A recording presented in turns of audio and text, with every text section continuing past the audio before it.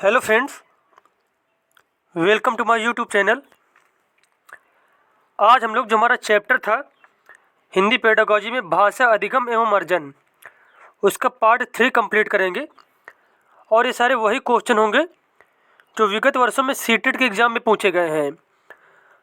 और संपूर्ण हिंदी पेडागॉजी की प्लेलिस्ट आपको मिल जाएगी हमारे चैनल में, आप लोग जाके देख सकते हैं। और अगर वीडियो अच्छा लगे तो चैनल को सब्सक्राइब करें, वीडियो को लाइक करें, कमेंट करें। चलिए देखते हैं अब यहाँ पे क्वेश्चन पूछा गया है आपसे।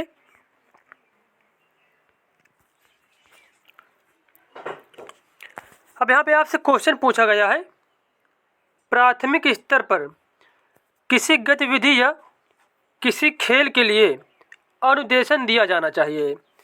प्राथमिक स्तर पर किसी गतिविधि या किसी खेल के लिए अनुदेशन दिया जाना चाहिए, तो इसका आंसर हो जाएगा बच्चे की घर की भाषा या फिर मातृभाषा में।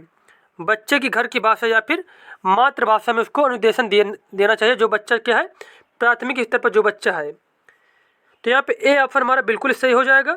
देखते हैं अगला क्वेश्चन। अब नेक्स्ट क्वेश्चन यहाँ पे पूछा गया है, कविता के शिक्षण अधिगम का मुख्य उद्देश्य है। कविता के शिक्षण अधिगम का मुख्य उद्देश्य होता है आनंद तथा सराहना करना। आनंद तथा सराहना करना।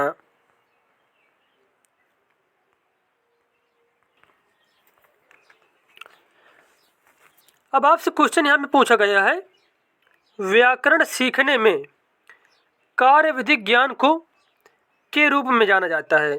व्याकरण सीखने में जो कार्यविधि ज्ञान है उसको किस रूप में जाना जाता है? तो इसका आंसर हो जाएगा व्याकरण के प्रकारों को लागू करने और उन्हें इस्तेमाल करने के तरीकों की समझ के रूप में। व्याकरण के प्रकारों को लागू करने और उन्हें इस्तेमाल करने के तरीकों की जो समझ होती है उसे कार्यविधि ज्ञान कहा जाता है।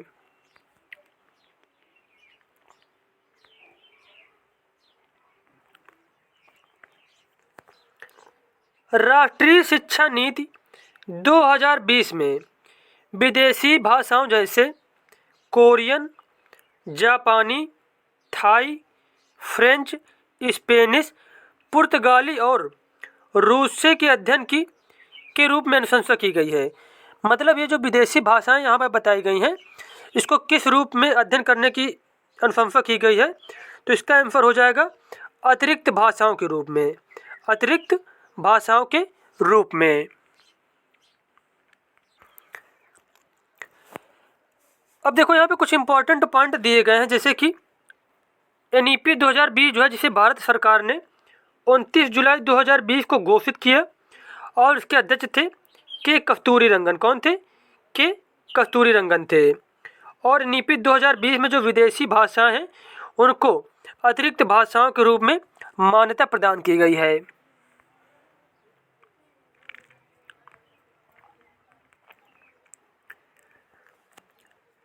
अब क्वेश्चन पूछा गया आपसे, अर्थ के लिए अनुमान है।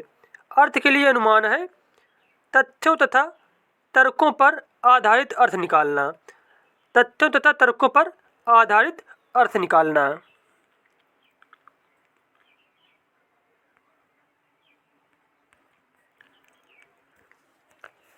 उसके बाद यहाँ पे क्वेश्चन पूछा गया आपसे, मातृभाषा पर आधारित बहुभाषिकता क्या है?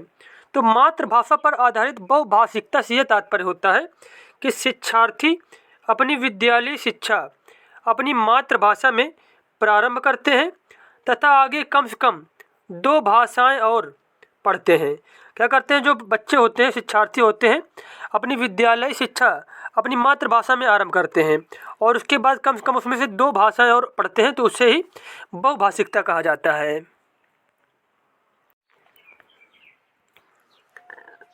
अब आपसे अगला क्वेश्चन पूछा गया है, अधिगम के सिद्धांत के रूप में रचनावाद का विश्वास है। अधिगम के सिद्धांत के रूप में रचनावाद का क्या विश्वास है? तो इसका आंसर हो जाएगा, रचनावाद में यह विश्वास किया जाता है कि बच्चे अपने पूर्व ज्ञान से जोड़कर सीखते हैं। बच्चे अपने पूर्व ज्ञान से जोड़कर चीज़ों को सीखते हैं।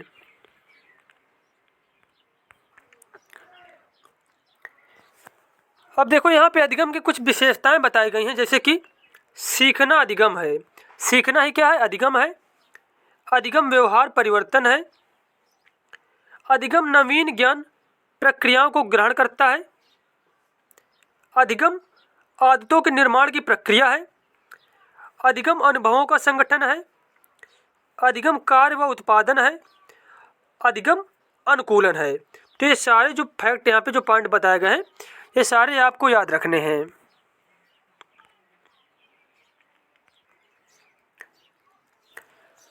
उसके बाद नेक्स्ट क्वेश्चन यहाँ पे पूछा गया है, एक भाषा शिक्षक सामाजिक विज्ञान के साथियों के साथ मिलकर भारत की सांस्कृतिक विविधता पर प्रदत्त कार्य देता है या फिर देती है। शिक्षार्थियों को इस विषय में रिपोर्ट लिखने तथा पोस्टर तैयार करने के लिए सामाजिक विज्ञान की पुस्तक तथा इतिहास, भूगोल, संस्कृति तथा राजनीति से संबंधित अन्य पुस्तकें तथा दस्तावेजों को पढ़ाना है। भाषा अधिगम की यह प्रक्रिया क्या कहलाती है? भाषा अधिगम की यह प्रक्रिया क्या कहलाती है?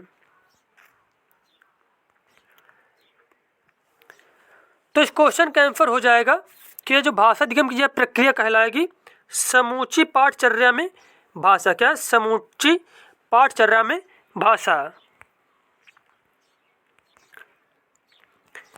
अब देखो यहाँ पे बताया गया है, भाषा की शिक्षा केवल एक विषय में नहीं होती है, विभिन्न विषयों की अवधारणाएं किसी भाषा विशेष में बनती हैं। अतः यह निष्कर्ष निकाला जा सकता है कि भाषा पढ़ाई समूची पाठचर्या व्याप्त है। भाषा पढ़ाई क्या है? समूची पाठचर्या व्याप्त है।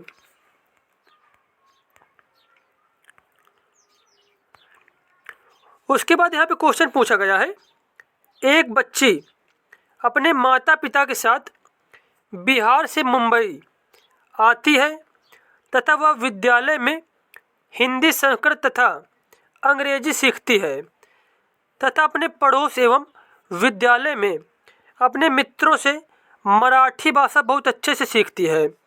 आप मराठी सीखने को किस रूप में वर्णित करेंगे?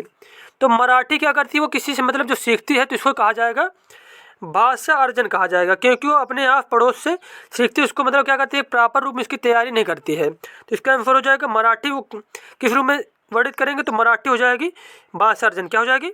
भाषा अर्जन हो जाएगी।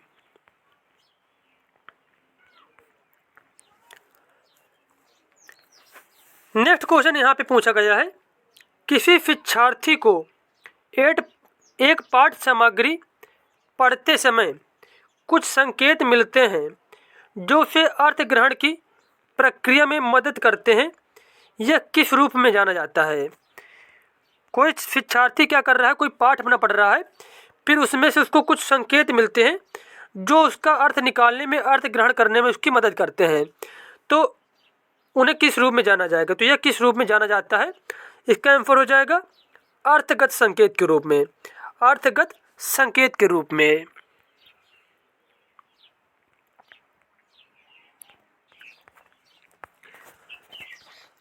अब आपसे क्वेश्चन पूछा गया है, भाषा है मतलब भाषा क्या है?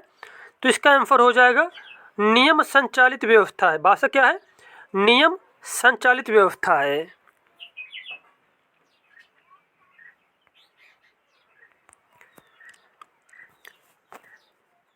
अब देखो यहाँ पे क्वेश्चन पूछा गया है, मतलब यहाँ पे कुछ पॉइंट बताए गए हैं। जैसे कि देखो यहाँ पे भाषा के बारे में बताया गया है, भाषा मनुष्य की सार्थक व्यक्तवाणी को कहते हैं जो एक नियम संचालित व्यवस्था है। भाषा शब्द संस्कृत के भाष धातु से बना है। इसका अर्थ वाणी को व्यक्त करना है। इसके द्वारा मनुष्य अपने भावों, विचारों और भावनाओं को व्यक्त करता है। उसके बाद बताया गया है, डॉक्टर बाबूराम सक्सेना के अनुसार ध्वनि चिन्हों द्वारा मनुष्य परस्पर विचार विनिमय करता है। उसको समष्ट रूप से भाषा कहते हैं।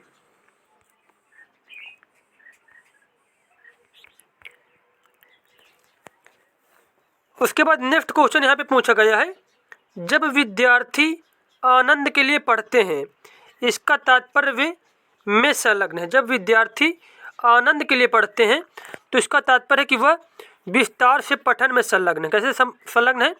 विस्तार से पठन में संलग्न है।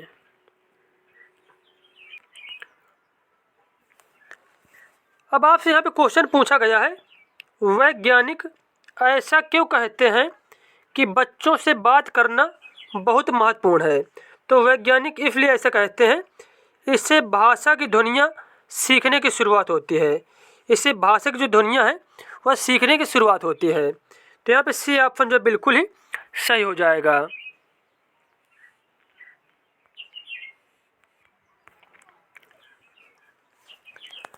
नेक्स्ट क्वेश्चन पूछा गया यहाँ पे, पठन शिक्षण शास्त्र किस बात का समर्थन करता है? पठन शिक्षण शास्त्र किस बात का समर्थन करता है? तो इसका आंसर हो जाएगा, पठन का मतलब अर्थ ग्रहण करना है। पठन का मतलब क्या होता है? अर्थ ग्रहण करना है।